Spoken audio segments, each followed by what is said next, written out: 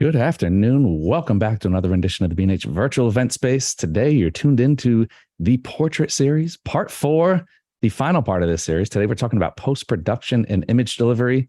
Of course, a warm welcome to Mr. Tony Gale, Sony Artisan of Imagery, and to our host for today's event and this entire series, Sony. A huge thank you to all of our viewers.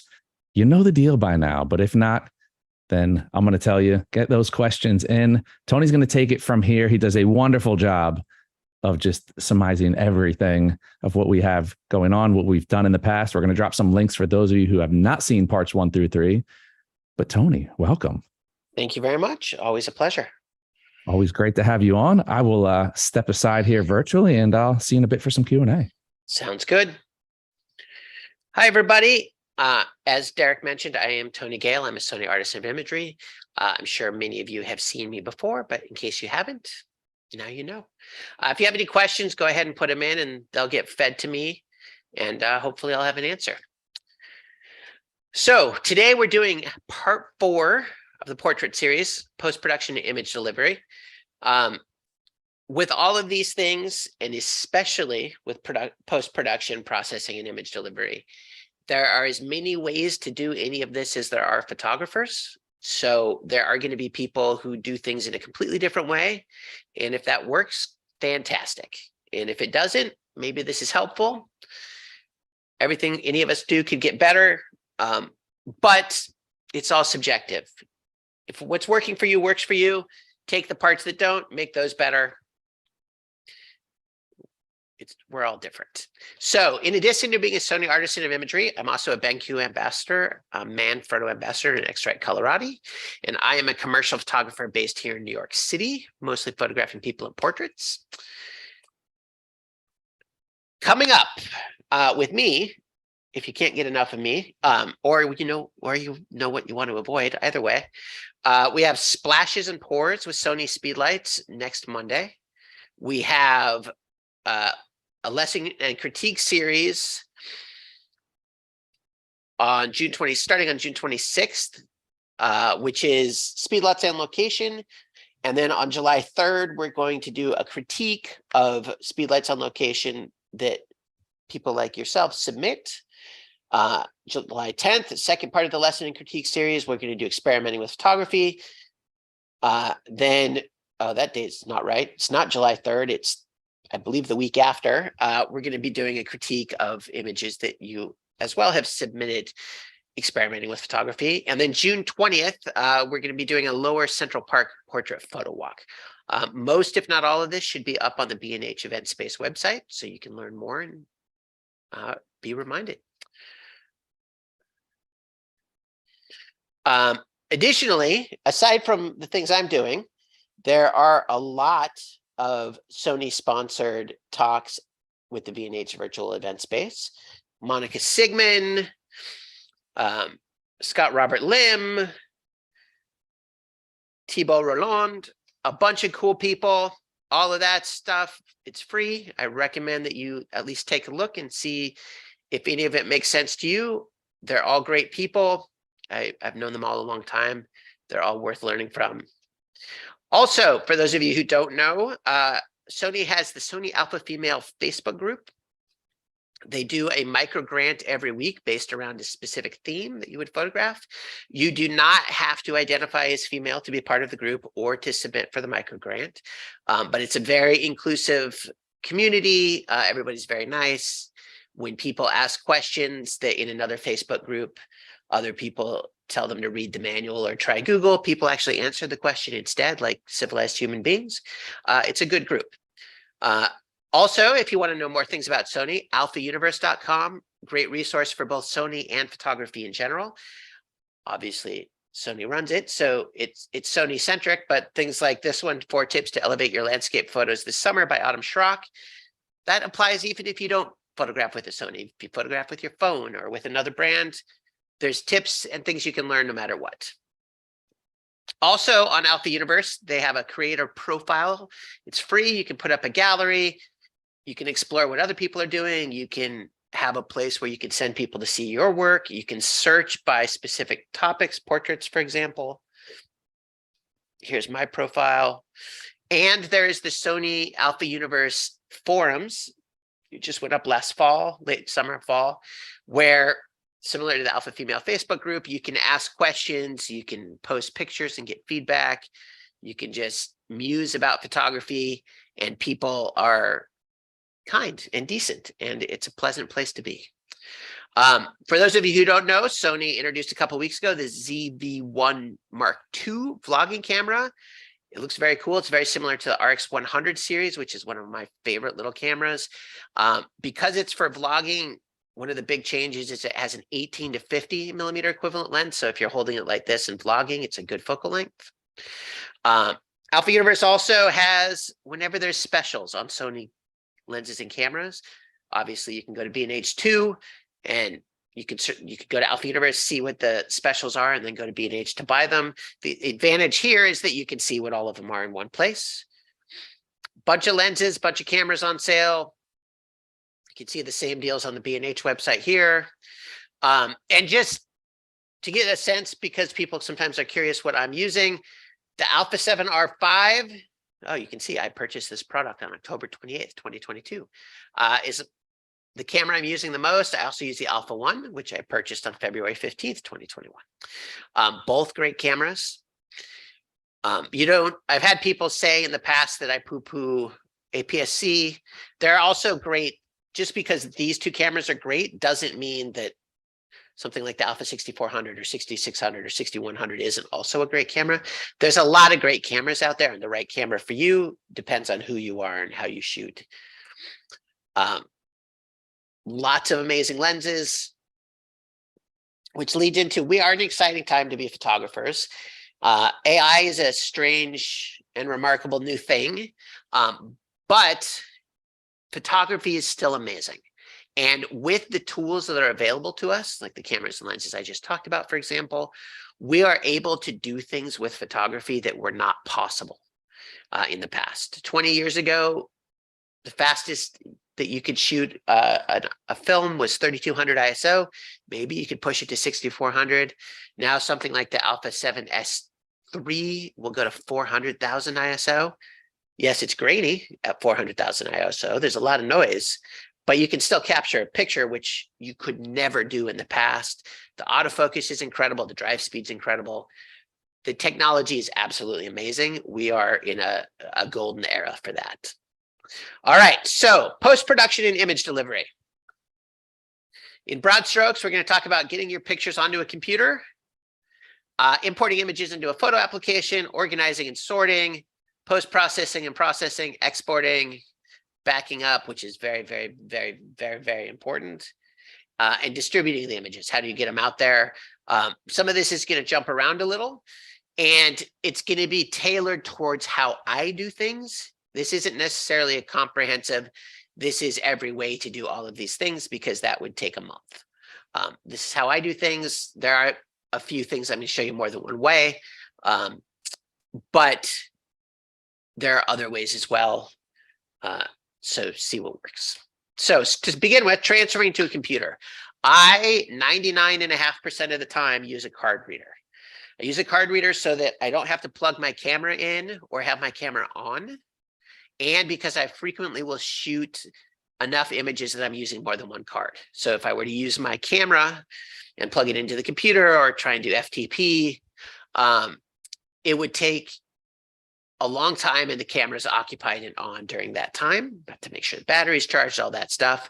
Or you can just get a card reader, plug the card in, plug it into your computer. It's faster, it's easy, it's stable. You can go take more pictures with your camera while you're doing it. I much prefer that method. So you've got things like this, the UHS-2 SD memory card reader, $27. As of today, all these screenshots with prices are as of today, June 5th, 2023. So tomorrow, who knows? The card reader I'm using the most now, though, is this. It's the CF Express Type A / SD card reader. Because the newer Sony cameras take CF Express Type A cards and SD cards, so I have some of both. The SD card reader only won't do CF Express Type A.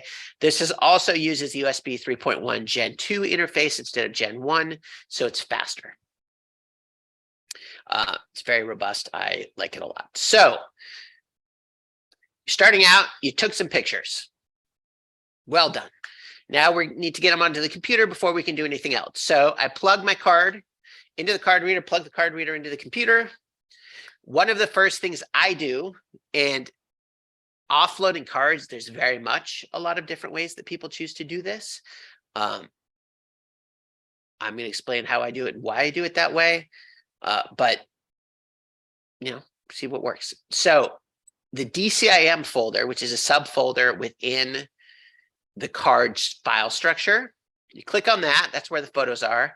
And then there's another folder, usually starts with 100. Sometimes it's 101 if you roll over the card reader, the number. I rename that to the date. So in this instance, it was a couple years ago, 2021, 0706. So I rename it to the date, both because I have all of my folders with images named in this way. So if I took pictures today, it would be 23_0605. Tomorrow would be 23_0606. And that way there's never duplication and everything's always in order. The reason I rename it is both so that it has that name to begin with. And when I put this card back into my computer, back into my camera, if I hit play to check it, I won't see anything because I've changed the file structure, and I'll know that I downloaded the card. I have had plenty of times where I put a card into the camera, hit play. I'm like, I think I downloaded this card, but I'm not sure. And then I'm afraid to use it, and then maybe I don't have enough cards. So this way I know that I've used it. And I have only once, maybe 10 or 12 years ago, photographed on a card that I reformatted and used again that I had not downloaded, but I thought I had. And that is really a bummer. You really, really, really want to make sure that you don't overwrite a card that you haven't actually downloaded. So I changed the name, and then I just drag and drop. There are all sorts of software that will automatically import and do all sorts of stuff. I do this because I like to know that I saw it happen. And I can also then click on the card, see how many files there are, how much space it takes up. Click on the folder on the computer, see how much space it takes up and how many files there are, and make sure everything transferred properly. So that's what I do first. Download the card. If it's multiple cards, I'll rename the folder, the DCIM subfolder there, the 100, whatever it is. I'll rename that, but instead of just dragging that whole folder over, I'll drag the contents into the folder I made before so that everything's in one folder for the date. And then you want to import and rename. So the first thing I do after I've downloaded the card is open it up and either sort by subject. So let's say I'm photographing, I spent all day and I photographed 6 people for a magazine. So I photographed Bob, Jane, Sarah, Fred, Frank, and Brunhilde. I don't know if that's 6 names. What I'll do is make a subfolder that's A, B, C, D, E, F. One for each person. I'll put all of Bob into Bob. I'll put all of Sarah into B. I'll put all of Jane into C, etc. I'll separate those so it's easier when editing to look at people individually as a group. Because if I'm photographing multiple people like that, it's usually photograph person A for a while, then B, then C, then back to A, then D, then back to B, and it jumps around so it's not sequential. So then use something like Bridge, move all of those images of a specific person into a specific folder, A, B, C, D, E, whatever. Drag them in, and then open the folder, select everything, go up and go to batch rename. So batch rename, you can also Control-Shift-R if you're on a PC. I'm on a PC because I built my own. Batch renaming is your friend. I use text, which is the date, same as the folder structure.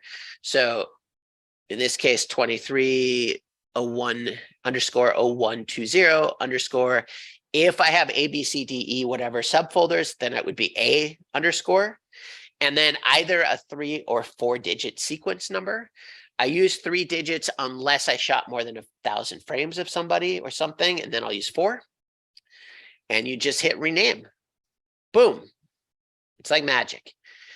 One of the main reasons to rename is every 10,000 frames, your camera goes back to 1, right? You get to 9999, the next frame is 1. So if you don't rename, over time, you're going to have multiple images with the same name, which can cause issues where maybe you accidentally overwrite something or you can't find something. You want to avoid that. Whereas here, by renaming, I know by using the date, the year, and then the month, and then the day, that date never happens again. Today, 23_0605, after midnight, that day's over. It never happens again. So anything I photographed today that I named that, there will never be a conflict with those names. And that's the case forever. So that's why I use that structure.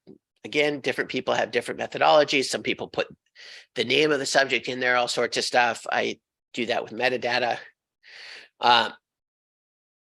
So you do all that, batch rename,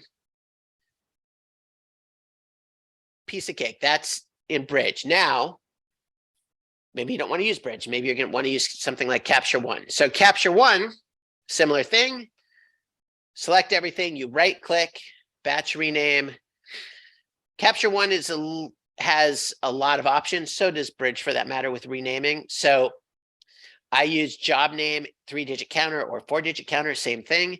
But you can drag all sorts of things up there and it will automatically populate those if you want. Camera serial numbers, copyright notice, all that stuff. I don't usually do that. I just put it in. Same thing, date, number. It's easy. Lightroom, you can also rename. I do use Lightroom. I use Capture One. I use both of them. I almost never rename with Lightroom, only because if there is a way to not get it to use a dash before the number, to use an underscore, I haven't found an easy way to do that. And I've looked a lot and I've seen other people talk about it. I'm not saying it can't be done, because it's amazing the number of things that you think can't be done that can. But I don't like the way that it renames. I just don't like the dash before the number instead of an underscore, so I don't use it. But in Lightroom, as opposed to Bridge or Capture One, which you can just steer to a folder, tell it to open a folder, and it just populates, you have to import. So you're in your library module, you go to import. If I'm doing Lightroom, I typically do it per project. I don't have a Lightroom catalog that's everything I've ever photographed, because it would be enormous. So for each project, if I'm using Lightroom, I create a new Lightroom catalog. So create a catalog, hit import. It's always going to prompt you to do that at the beginning. Drag the folder in. If you have done something like A, B, C, D, E subfolders, and you don't click the box in the upper left that says include subfolders, then you're just going to see nothing. It's going to say there are no images. So if things aren't looking right, just click that box and see what happens. Click, you import. It takes some time. If you've shot thousands and thousands of pictures, it can take a long time. You let that go. Then you go up to rename photos. In library, you see it there on the upper left. Shortcut is F2. Decide what you want it to be. I do custom name plus sequence. Same thing. But as you can, oh no, you can't.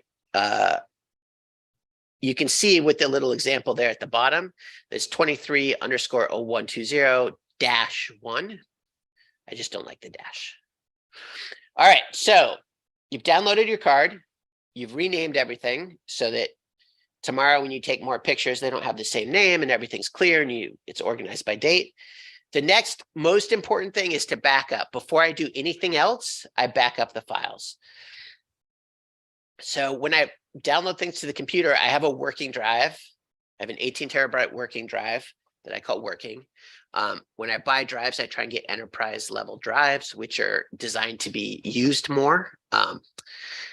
Everything's on there. Then I drag and copy that folder to 2 external hard drives.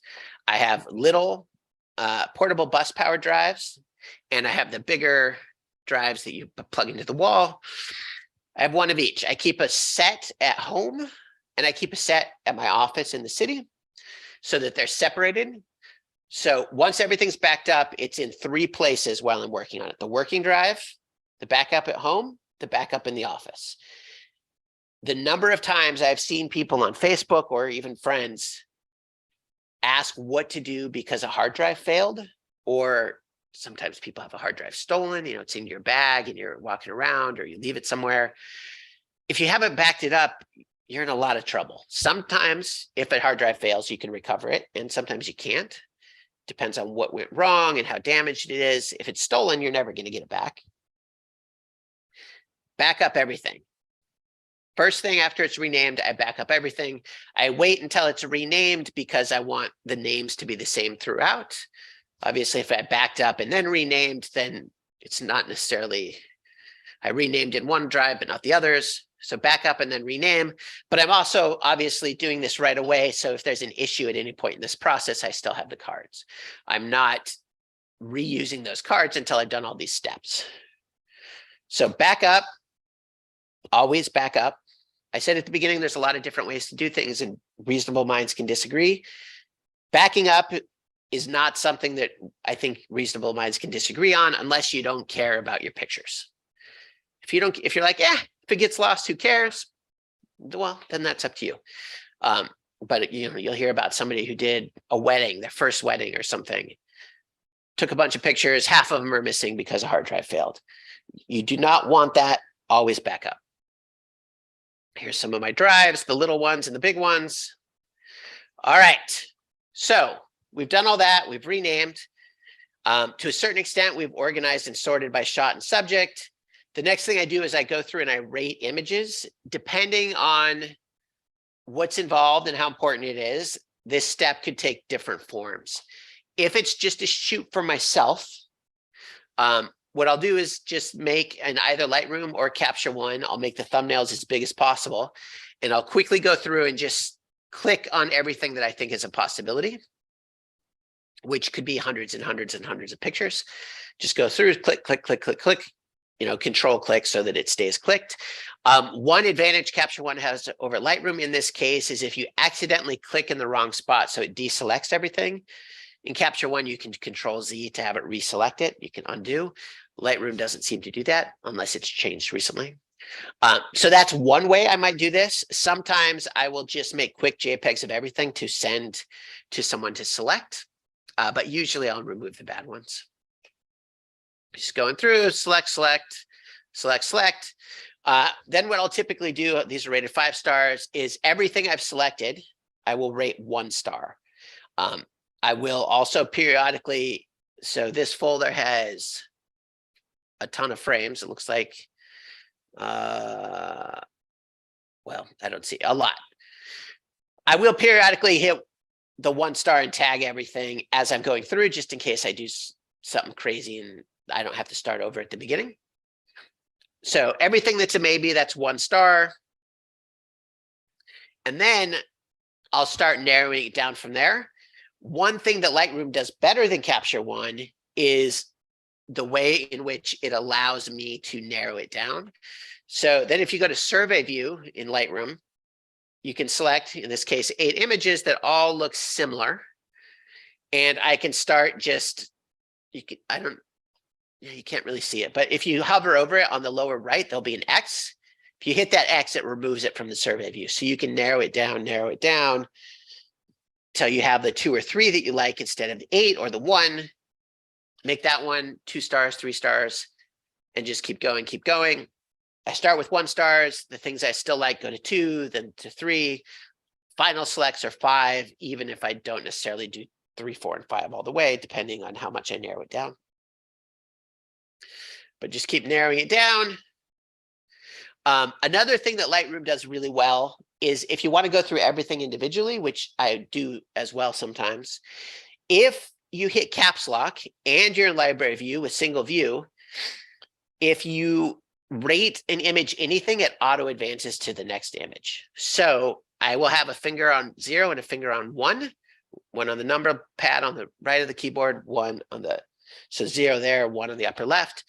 And I'll just give everything a 1 or 0, and it will just keep auto advancing if caps lock is on all the way through. So you can see every individual image big and rate it something.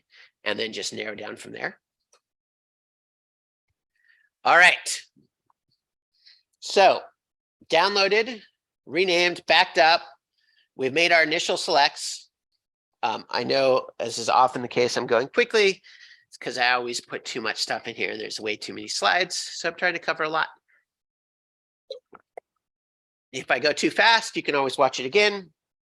If there are bits that you think, this part I know too well, if you're watching the recording later, just fast forward. So there's a lot of software out there that you can use with your images. I'm always shooting in RAW, so bear that in mind. Some of what I'm talking about is more specific to RAW than JPEGs, but most of what we're doing should work either way. I'm going to briefly go over Sony Imaging Edge, which is free software you can download to use with Sony cameras. Capture One Pro, which is not free, and Lightroom, which is not free. There are also a lot of other image processing softwares: Luminar, Affinity Photo, DxO, On One. I've never used, well, that's not, I think I've tried a couple of them, but I don't remember which ones, and I don't remember what I obviously didn't like it that much because I didn't still use it. So I use Capture One, Lightroom, and Imaging Edge. Capture One and Lightroom more than Imaging Edge, but Imaging Edge has the advantage of being free, and it has the advantage of, if you are someone who finds that when you're shooting RAW plus JPEG, you really like how the JPEGs look, but not the RAW files, Imaging Edge is going to do the best job at making a RAW file look like the JPEG that you liked, and then you can adjust it from there, because it's all Sony and they're using the same thought process. So Imaging Edge, you can download it. It comes essentially as three different things: Remote, which is for tethering; Viewer, which is a browser and lets you make batch edits; and then Edit, which lets you do adjust everything individually. So here we are in Viewer. You can sort and filter 1 stars, 2 stars, 2 stars or more, by camera model, by lens model, all sorts of stuff. You can tell it to sort that you only want to see JPEGs or RAWs or TIFFs or whatever. But we're going to talk about how to get some good color and start there. So you find your gray card. We're going to go over if you didn't shoot a gray card, but everyone should always shoot a gray card. I don't always do it, but almost always when I don't, I wish I had. So if you double click in Imaging Edge, it will open up and edit. If you look over there on the right, you can see that there is something called Specify Gray Point. You select that, click the eyedropper, and just put the eyedropper on one of the gray ones on the upper, on the top. The two in the middle are the best ones. I think most people go for the slightly darker one. If you select that, what that does is it tells the software, I know that this is neutral gray.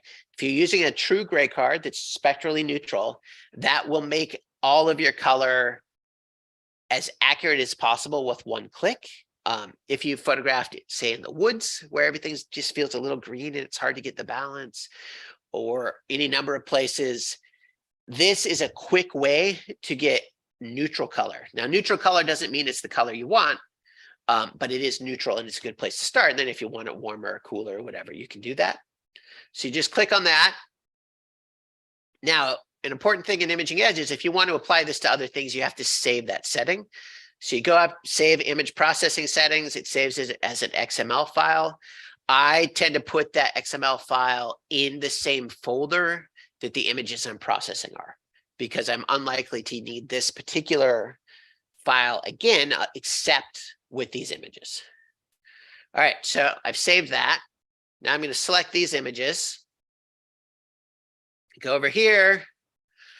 I want to batch process. I want to process them out. So I go to Output. You can see there's a button, apply each RAW file its own setting or specific settings. So you say that you want selected ones. I am in TIFF, I'm in 16-bit. I told it where the output is, and I just select that XML file that we put in the same folder so it's easy to find. We select it. You can ask it to tell you what it's doing. So it says all I've done is specify gray point. I want it to be a TIFF. I want it to be 16-bit. I want it to be Adobe RGB. I want it to save in my output folder on my my D drive. I just hit save and it saves. So if you want to batch process in Imaging Edge, that's what you do. You can either just tell everything to process as normal, or if you've made any adjustments, you just have to save those adjustments as that sidecar file. If you want to get more into the nitty gritty, maybe you didn't shoot gray card. Here we are back in edit. So white balance over there on the upper right, you can see there's camera setting, there's preset. Preset are essentially duplicating if you had set any of these settings in camera, especially because you're using the Sony software. Capture One and Lightroom have similar settings. They're all going to have flash and daylight and cloudy, for example. They're not all going to look the same because they process things differently and just their interpretations of things are different. That's good in that you can figure out what works best with your workflow and what your vision is. It's not good if you're trying to match two things, although it can be done, it's just more work. But so here we are on auto, cloudy. You can try a bunch of different ones. And then you try it, you find your white balance. You can also duplicate the creative looks that Sony cameras have. So there's a creative look thing, drop down, and you can try the different creative looks. If you're someone who uses creative looks, you didn't do it in camera, you can do it here.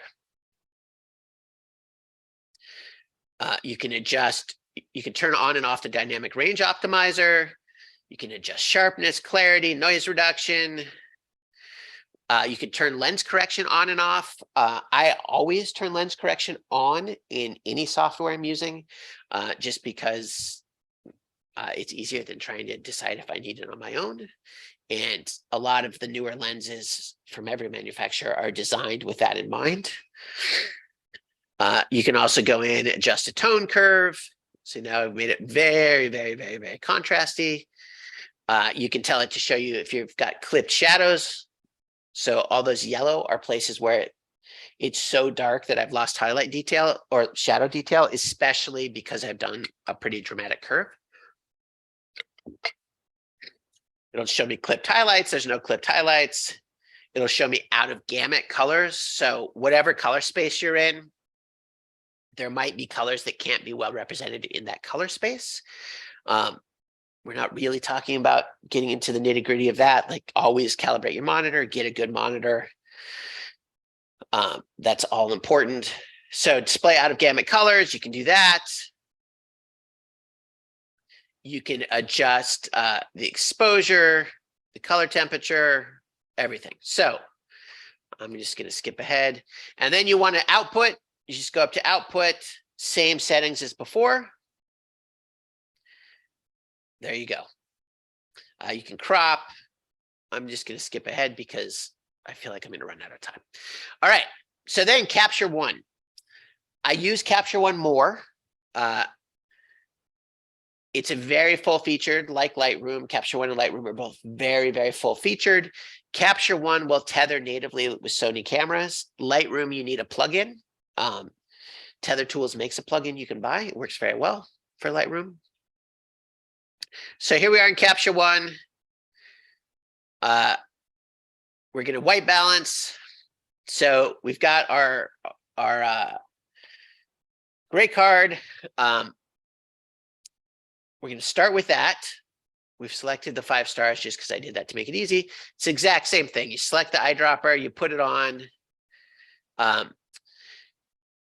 It neutralizes the color. Then in the upper right, you have an up and a down arrow. You hit up to copy. Then you select everything you want it to apply to. You hit down to paste.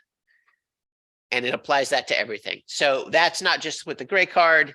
It's any settings that you change. Exposure, contrast, saturation, highlights, shadows. You create a curve, you create a crop, all of that stuff. That's how you apply it to everything, is with that up and down arrow. So here we are. Maybe we didn't want to do a gray card. We try some different things. So this is as shot. So the auto white balance of camera. This is daylight. So you can see strobe and daylight, this was a strobe, are supposed to be the same color, but they're not necessarily. And this is dramatically different. So daylight, much too blue. Cloudy looks pretty good. Tungsten, terrible. Shade, way too warm. Cool white fluorescent, not good. So back to cloudy. So if we didn't have the gray card, I would start with cloudy. And then I'm just adjusting with the slider, the Kelvin slider, to warm it up a little bit. Lowering the highlights a little to decrease the contrast. I think the highlight side's a little too bright. Just adjusting things a little bit. Playing around with exposure. Maybe that's too bright. Maybe that's a little bit better. And then we're going to export and send it on its way. So the export settings are upper left. The Capture One export settings are more complicated than all the others. So you select what kind of file you want to save. It comes with recipes that you can change. So you select on one, then you see if that recipe is what you want. You can also create new recipes with that plus arrow. I just always change the recipe to do whatever I want. Putting it in the working folder, subfolder. It will put it in subfolder if you tell it to. Make sure it's TIFF, uncompressed, 16-bit. I always process as 16-bit TIFFs. I mostly process as Adobe RGB 98, even though ProPhoto RGB is a bigger gamut. Just checking the folder, doing everything. You can select any of a number of ICC profiles if you would like. Again, I just use RGB 98, but you can do anything you want. You want a CMYK folder, you want an RGB, it's all there. All right. So we do all that. Then a couple of things we skip just so you know that they're there. There are some creative styles. You can change the ICC profile a little bit more. So it's specific to Sony cameras when you use this. Most of the raw processors now know what camera you're using and have a specific profile built for that camera, and sometimes a curve built for that camera. So no raw processor, unless you turn all the curves off, defaults to nothing done. It feels like nothing was done, but they all default to some recipe automatically applied.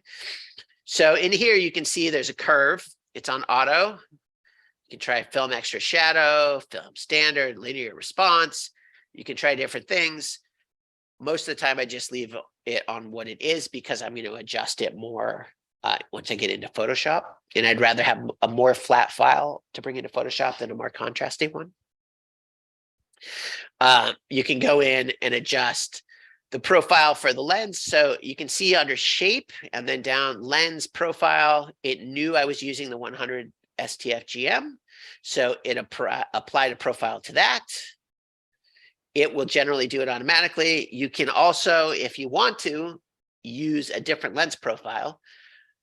The only reason to do that really is either it doesn't know what lens you used for some reason, or you want to just do something and see what happens. It's never going to be, I shouldn't say never, it shouldn't ever be more accurate using the wrong lens profile, but you can try it just to see. There's a ton of them. All right, so that's Capture One. Now Lightroom. Start with Lightroom.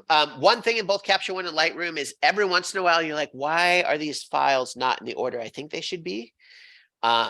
It could be that the default sort order was something different. So they both like to default to capture time.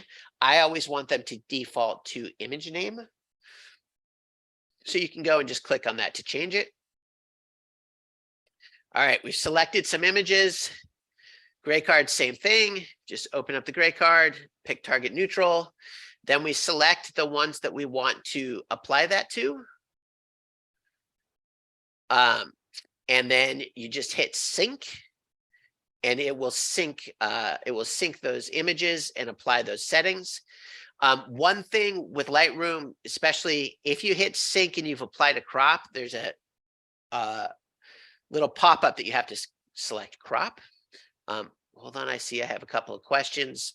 I don't want to lose them. Yitzi in Berlin says, I generally shoot family events. Typically, I distribute 60 to 100 images. They start at 30 megapixels. the question I have, is there a more effective size resolution to distribute than what they do? That's a very subjective thing, Yitzi. I typically give people a medium res, maybe 3,000 pixels on the long side. And then if I know that they need a higher or lower resolution than that, I will do that. But if it's someone where it's just a regular person, 3,000 pixels on the long side is generally pretty big. That'll give you, that's 10 inches at 300 PPI. So I'll start there. I don't worry about if it's, 240 PPI or 300 PPI or 72 PPI, because the pixel count matters. The PPI only matters for certain software. It doesn't actually change the size of the image. So I can't really answer your question because it's subjective. I tend to do 3,000 pixels on the long side for people that are just regular people and they don't believe need a larger one. And then James on Vimeo, when you have no choice but to shoot under fluorescent lights, can you bring back clients' natural skin tones in post, or is that impossible? It is not generally impossible. It is possible that if you have really, really, really terrible fluorescence, you might not be able to. But if you have a good gray card, something that's spectrally neutral, and spectrally neutral means that gray is gray even if it's under different colored lights. Some gray cards, if they're not spectrally neutral, under certain lights, the color might not be the same. Shoot with a gray card, click on that. You should be really, really close, even under bad fluorescence, unless they're really, really, really bad fluorescence. All right. Where were we? So we're in Lightroom. We're trying some different white balances here. So this is as shot, cloudy, tungsten, custom, messing with it a little bit, adjusting the highlights like we did in Capture One, bringing them down a little. And then in Lightroom as well, if you go over to the develop module, a little bit like those different profiles in Capture One, you have different profiles in Lightroom. So Adobe Color is the default, but Adobe Landscape, Adobe Monochrome, there's a bunch of different ones. You can try different ones and find that for your style, maybe one of them specifically works better. Also, sometimes if you're like, why is everything all weird? It might be that you have the ICC profile wrong in Capture One or the profile wrong in Lightroom. So always check that. Lightroom also, similar to Sony's Imaging Edge, has their version of the built-in Sony looks that you can do in camera. So those options do exist to a point. I don't think they have sepia in Lightroom as well. So you can play with those over there under favorites and then camera matching. All right, so then you also in Lightroom want to enable profile corrections. You can see it there in the develop module on the lower right. It also should default to the correct lens. If it doesn't, or if you just want to see what happens when you do weird things, you can see there's a lot of options. I'm shooting with the 100 STF here with the Alpha 7R5. Maybe you want to see what happens if you do the 100 to 400 with the 2X teleconverter. Who knows? I did not try it. And then if let's say you want to export, you've done all this work, you're ready to go to the next step. So we export either because you just want to give the client or the subject low res to pick from, or for some other reason. Like I said earlier, I typically will send low res for either my subject or the client to pick their selects from, and then I will do all the hard work on the ones they select. So upper left, export, same thing as before. You can select TIFF, JPEG, your color space. One thing important on Lightroom is I always tell it to include all metadata. You can tell Lightroom not to. And if you do that, sometimes you're like, what lens was that? And it's been stripped from the metadata. So I always tell it all of it. All right, so you process things now. Here's the question with more post-processing. Do you do the rest of it yourself, or do you use outside retouchers? I do both. Whenever I can, I send it to outside retouchers. If I have if it's a big enough job and I have a budget, I will use a local retoucher, because in general, I find that someone that you can speak with and meet with is going to do a better job. Sometimes I don't have that budget and I'll use retouchers from overseas. With retouchers from overseas in particular, there's a step I think I have in here I'll show you, but if I don't, I'll explain it. If I'm doing it myself, first thing, you know, you've got your white balance, you've gotten your exposure, you've gotten your all of that.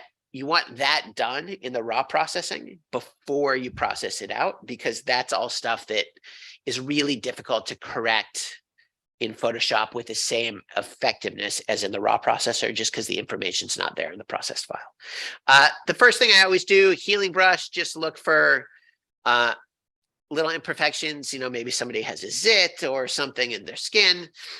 Maybe there's a little bit of dust. Just use healing brush, usually spot healing brush, clean all that up. That's my first step. If I've sent it out to retouchers, what I do, especially for the overseas retouchers, because sometimes they go too far, is here's the retouched image, copy it. Now I didn't screenshot this, but you can see on the lower right, there's two layers. There's the background and layer one. Layer one is the retouched version. The background layer, when I have it on, is the unretouched version. You can see the difference. And I will do that so I can see what's changed. And if I feel like they've gone too far, I can erase down and remove some of what they've done. Some of the other things I frequently do, this background, it's white-ish, but it doesn't look that good. Photoshop, some of the tools they have gotten crazy good. Selecting a subject to make a background a different color or to remove it used to be really, really difficult. And sometimes it worked, sometimes it didn't. It was something I frequently had retouchers do. Now Photoshop has select subject or remove background, just click, background's gone, just like that. Then what I typically do, add a layer, fill it with white, and then copy the base layer, move it over the white layer. I'm big on lots of layers and making sure that anything is undoable later. There have been times when I've put a lot of time and effort into a photo, felt like it was good, looked at it the next day, and it was terrible. If you're doing things in layers and you've got all these things that you can undo, maybe half of the work was good and half of it wasn't. If everything is flattened and together and you're not using layers, once it's done, it's done. You have to start over. All right, so maybe you want to add some curves, new adjustment layer curves. Again, maybe you want to make things look really weird by really messing with the curves, or just a little bit of contrast. Save it. I also have actions for the things I do all the time. So everything is always saved as a high-res layered TIFF. And then I have an action that saves everything as a JPEG, a high-res JPEG in sRGB, because that's typically what I deliver. Back to the question the person had before.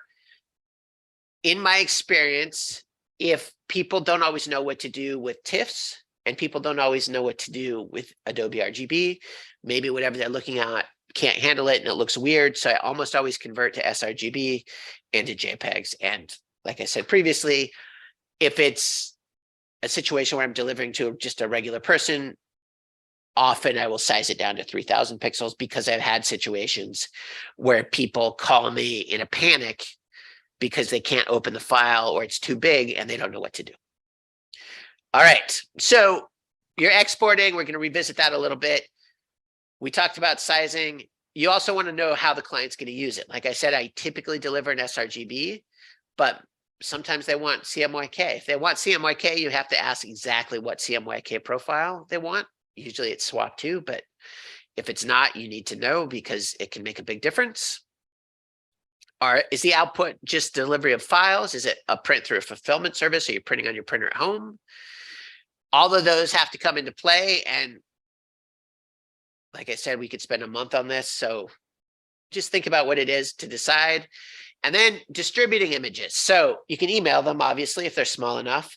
I typically send images through PhotoShelter or WeTransfer. I like PhotoShelter because I can add permissions. I can either let specific people who have to create a free account access. I can give them a password. I can give one person a password that lets them see the pictures but not download. Someone else, a different password, can download but only low res. And a third person has a third password that will let them download high res. I can do a lot with that to really control it. WeTransfer I'll use sometimes because people get confused, or sometimes it's just one picture. But even with WeTransfer, you can go in and you can tell it, at least with WeTransfer Pro, you can create a password. You can tell it when you want it to expire. You've got lots of details that you can get in there. You can tell it not to expire. So we've done all that. We've backed up everything. We've processed files. We've sent the high res to wherever they need to go, or the low res, or whatever they are. Once I've done all that, I also upload all of my final high res layered TIFFs to PhotoShelter. I have an account. They have an unlimited account. So everything gets up there. So if I need to access it from anywhere in the world, I can get to it. And then I have a local RAID 5 RAID array that has all of my process files since 2002. So this is my Capture One. This is my RAID 5. You can see 2002, 2003, 2004, etc. And then each year has 1, 2, 3, 4 for months, January, February, March, etc. Uploaded and backed up on a RAID 5 and backed up, because the RAID 5, if you lose any one drive, you still have redundancy. All right, I went through a lot really fast. If you have questions, you're welcome to reach out. If you can let us know here. If you want to learn more about me or Alpha Universe, here's where to go. I was doing a podcast. There's one more episode that's coming up, but it's on a hiatus now. We'll see if I get back to it or not. But I spoke to over 200 photographers who use Sony cameras from all over the world: New Zealand, Australia, South Africa, France, UK, everywhere. Dubai, I think, Egypt, Colombia, lots of places. But you're welcome to listen to that too. All right, let's see if there are any questions or any remaining questions. Yes, we will open it up for questions. You're always so thorough, Tony. I feel like if there's no questions, it's because you went over everything, or anything else, people just don't know what to ask. Or they're in a daze. They're dizzy from too much. Information overload. No, you're super thorough with it. It's tough. There's so many things to know, and there's only so much time. Well, yeah, I mean, it's a super, especially when we get to this part, we want to talk about all the fun stuff, right? Taking the photos. And I think this is the part that stresses a lot of people out. And this is the part that you kind of, it's easy to get off in the weeds. You get into PPI and DPI and where's it going? And it, like you said earlier with the question, a lot of it's situational. Yeah. It depends what you're doing. It's hard to give one size fits all answers for stuff that's, well, if you're posting it here, if you're sending it here, it all depends what's it going to be. I think I run into that all the time. I kind of laughed to myself when you were reading the question from Yitzi, because it's like, man, I think I have this question every single time I send someone images, and it's different every time. Yeah, it's hard. It's hard. You know, the one time that you think that someone's gonna, you know, you send somebody a folder of proofs and you tell them, hey, if you need anything edited, let me know. And of course they don't. They post the proofs. Yeah. And I've had that happen way too. I'm like, you know, I can see dust in the background. I can see there's a scuff mark on the floor. And that's the one person that wants to make sure that the photographer gets credit. And it's the one time that the photographer's like, no, you don't need to tag me. Just no. I didn't take those. Yeah. Well, Tony, it's always great having you on. We have everything right up here, everybody. And look, I personally would love to see the Alpha Photographers podcast come back. That sounds super interesting. And I know we get a lot of you guys on here, but it's always different when you're among, I mean, it's a different peer level when you have two people that are kind of on the same plane talking shop. So sounds super interesting. I'm gonna have to check it out. Well, there's over 200 episodes. I got some catching up to do. Let me add it to my Netflix and HBO Max list. They're all pretty much between 10 and 20 minutes. So I kept them bite-sized. I like that. I like Yeah. that. Bite-sized podcast. Perfect. That's a concept I think a lot of podcasts could take some notes on. But Tony, always good to have you on. I know we do have a ton of events up with you coming up, both in person. We got some in person left. We have the virtual, as you had gone over. So you guys, if you haven't checked out the website, check out the website. I know there's definitely some more that we still have to get up on the website. So keep an eye out for Tony's events and all of our other events. But that's it for this aftenoon. Tony, thank you so much. Thank you. Thanks, everybody. Sony and all of our viewers out there. But that's all we got for you guys for now. We'll check back with you this week with some more great information for free.